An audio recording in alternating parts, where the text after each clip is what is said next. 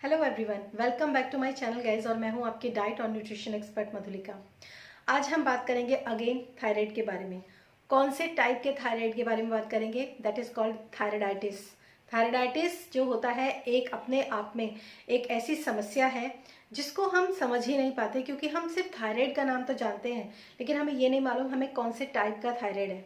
Thyroid disorder है, thyroid dysfunction है, या फिर थायराइडाइटिस है, या फिर थायराइड है ही नहीं और हम जबरदस्ती किसी वजह से किसी कारण से, जैसे मैंने उसमें कॉजेज ऑफ थायराइडाइटिस जो मैंने बताया उसमें मैंने बताया कि कौन कौन से कॉजेज हो सकते हैं कि आपको थायराइड नहीं है लेकिन कॉजेज ऐसा है, कॉज ऐसा है उसका, इसकी वजह से आपका TSH हाई आया था और आप मेडिसिन ले रहे हैं इस चीज़ के लिए। तो इन सब चीज़ों को समझना बहुत ज़रूरी है, अपने आप को ट्रीट करना। अगर मेडिकल साइंस की बात करूँ तो मेडिकल साइंस में इसके लिए सिर्फ मेडिसिन है जो कि आपको मॉर्निंग में जो सिंथेटिक हार्मोन्स आपको दिए जाते हैं इसको फुलफिल करने के लिए, क्योंकि आपकी बॉडी किसी रीज़न से बना नहीं पा रही है। लेकिन डाइट थेरेपी वो चीज़ होती है, वो मैजिक होता है जिसके अंदर आप अपने कॉज को समझ पाते हैं, उसको डाइट के थ्रू उसको ठीक कर पाते हैं।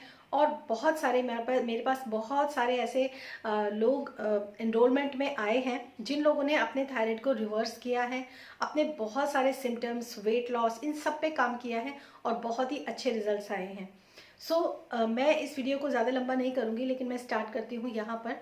आज का जो वीडियो का टॉपिक है वो है फेजेस ऑफ थायराइडाइटिस। तो थायराइडाइटिस होता क्या है, सबसे पहले ये देख लेते हैं। थायराइडाइटिस वो कंडीशन होती है जिसमें किसी कारण से आपके ग्लैंड के अंदर, आपके थायराइड ग्लैंड के अंदर किसी भी तरह की कोई भी इन्फ्लामेशन, इन्फेक्शन, चाहे वो वायरल इन्फेक्शन हो या फिर बैक्टीरियल इन्फेक्शन हो, वो हुआ है। उसकी वजह से आपका ग्लैंड जो है वो प्रॉपर वर्क नहीं कर रहा है।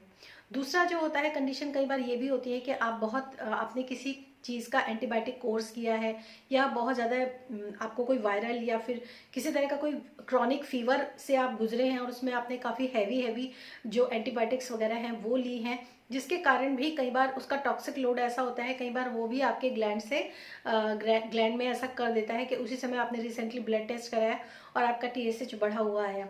क्योंकि वायरल इन्फेक्शन से भी हमें फीवर आता है और बहुत सारे फीवर्स हैं जो चलते हैं, डेंगू, मलेरिया, टाइफॉइड और क्रॉनिक फीवर्स होते हैं काफ़ी, जिनमें आपका अक्सर TSH हाई आ जाता है।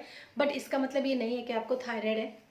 ये थायराइडाइटिस का वो फेज होता है जिसको अगर आप अपनी पूरी बॉडी को डिटॉक्स करते हैं या फिर अपनी पूरी बॉडी पे काम करते हैं तो ये ठीक हो जाता है।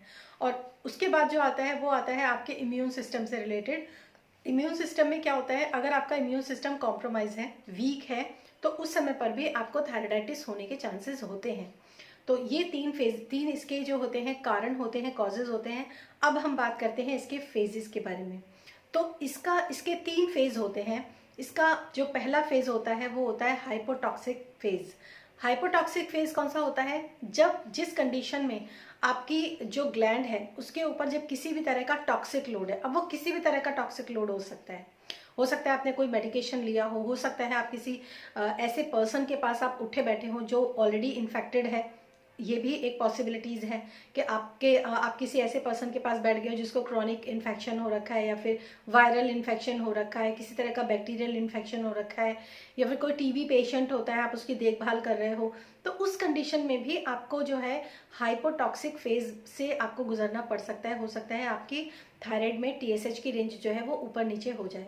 इस कंडीशन में क्या होता है, और ये एक चीज़ मैं आपको और बताऊंगी कि अक्सर लोगों के यहाँ पर आपने एक स्वेलिंग देखी होगी और कई बार लोग जो होते हैं पेन भी फील करते हैं, गले में पेन होना, गले में स्वेलिंग होना, ये सब जो होते हैं फर्स्ट फेज में होते हैं, जिसमें कि कई बार आपका जो ग्लैंड होता है वो ओवर एक्टिव हो जाता है और कई बार जो होता है वो अंडर एक्टिव हो जाता है।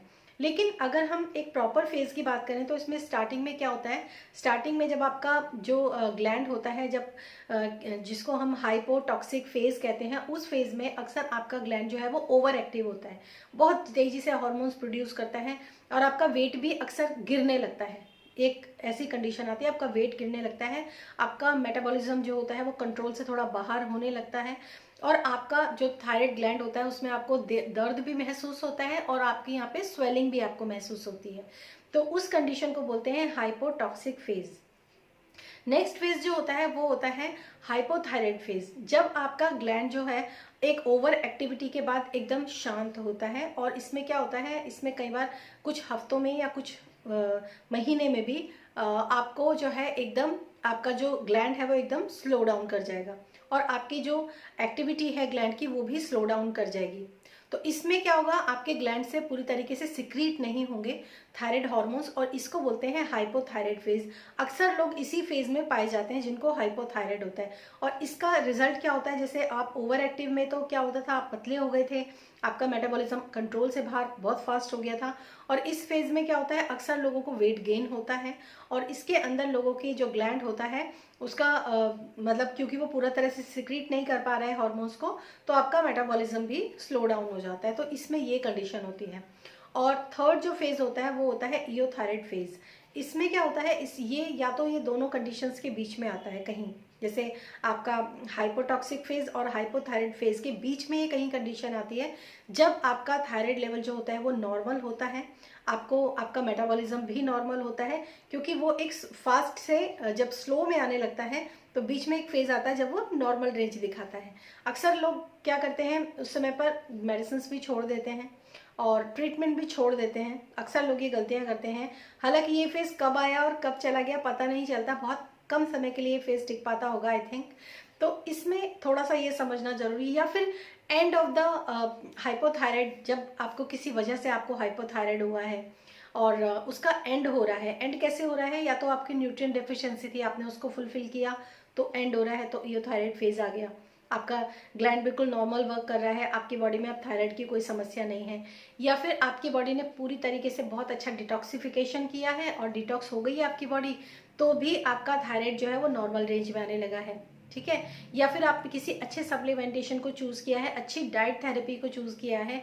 डाइट्स बहुत इंपॉर्टेंट रोल प्ले करती है, चाहे वो थायराइड की समस्या हो, डायबिटीज हो या फिर किसी भी तरह की कोई भी क्रॉनिक कंडीशन हो, डाइट बहुत मैजिकल रोल प्ले करती है। तो इस तरीके से अगर आप किसी अच्छे और हेल्दी वे का सहारा लेकर धीरे धीरे करके ग्रेजुअली अगर आप अपने अंदर सुधार लाना शुरू करते हैं तो एक ईओथायराइड फेज आपकी लाइफ में आता है जिसमें आपका थायराइड बिल्कुल नॉर्मल रेंज में काम करता है और कोई प्रॉब्लम नहीं होती। तो आई होप ये वीडियो आपको समझ में आया होगा, इसके 3 फेजेस, इसके कॉजेज और ये क्या होता है ये समझ में आया होगा। सो फिर मिलूंगी मैं आपको आपके नेक्स्ट वीडियो में, तब तक के लिए stay happy, stay blessed, bye bye.